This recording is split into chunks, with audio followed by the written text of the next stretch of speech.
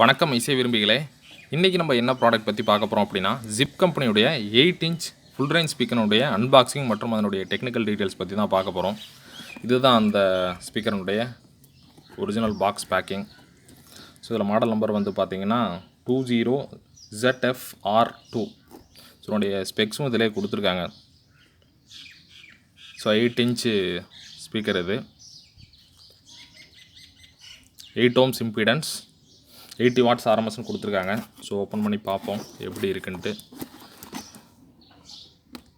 8 inch full range dynamic ஸ்பீக்கர்னு கொடுத்துருக்காங்க.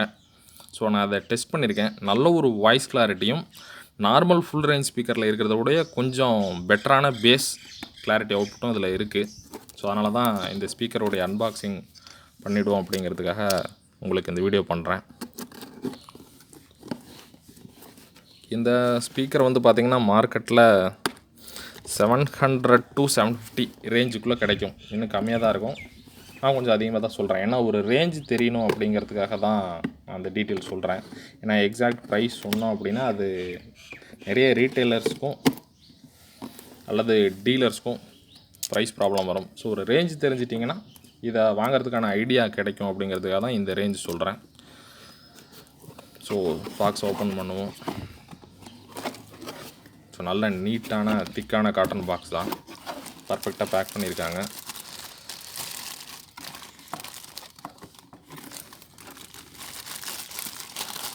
Plastic cover போட்டு நல்ல ஹெவியான மேக்னெட் தான். ஃப்ரண்ட் லுக் ரொம்ப அருமையாக இருக்குது. நல்ல சாஃப்டான மூமெண்ட். அதாவது ஜிப்பை பொறுத்த வரைக்கும் பார்த்திங்கன்னா நான் அதனுடைய 4 inch ஊஃபர்லையும் பார்த்துருக்கேன், மற்ற ஸ்பீக்கர்ஸ்லையும் பார்த்துருக்கேன். உள்ளே இருக்கக்கூடிய இந்த பேப்பர் மூமெண்ட் ரொம்ப சாஃப்டாக இருக்கும். அதாவது நல்ல ஃப்ரீ மூமெண்ட்டாக இருக்கும். ஸோ அதுதான் ஜிப்பில் ஒரு ஸ்பெஷாலிட்டியே. ஸோ அதனுடைய கோன் பாருங்கள், அது எந்த அளவுக்கு ஒரு கரெக்டாக கட் பண்ணி பெர்ஃபெக்டாக பேஸ்ட் பண்ணியிருக்காங்க சென்டரில் வர்ற மாதிரி. ஸோ அதே போல் அதனுடைய ஃப்ரேம், இது ஏதோ அழுக்கு துரு பிடிக்கல, பட் நல்லா பர்ஃபெக்ட் ஃபினிஷு.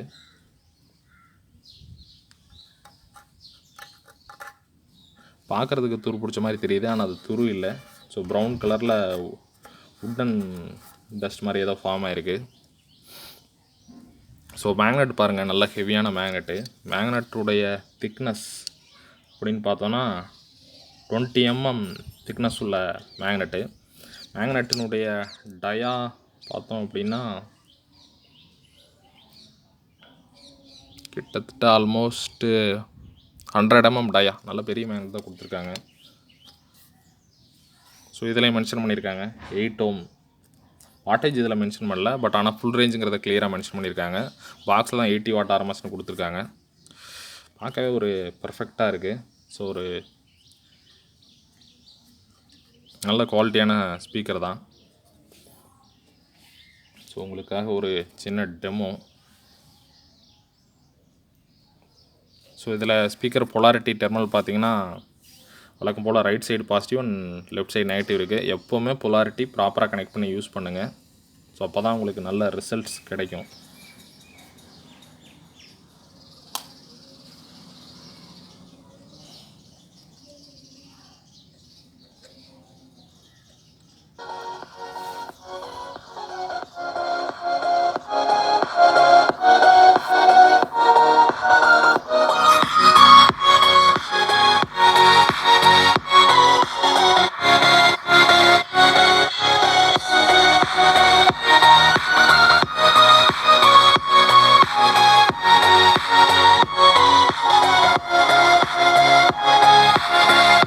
யூஸ் பண்ணுற பிளேயர் வந்து பார்த்திங்கன்னா வால்யூம் கம்மியான, அதாவது வாட்ஸ் கம்மியான ஆடியோ பிளேயர் தான்.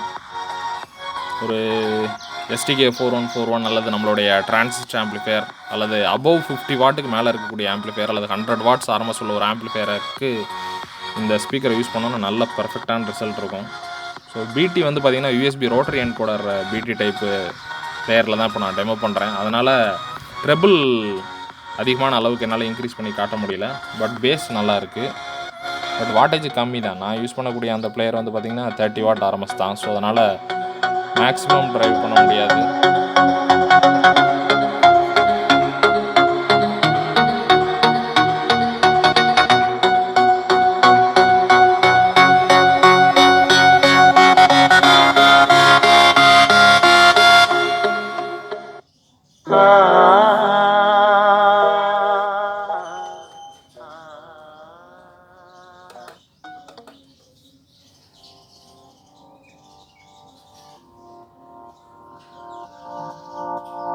காப்பிரைட் ஆகிடும். நார்மல் மூவி சாங் வந்தா. Maximum volume. Maximum volume. Maximum volume.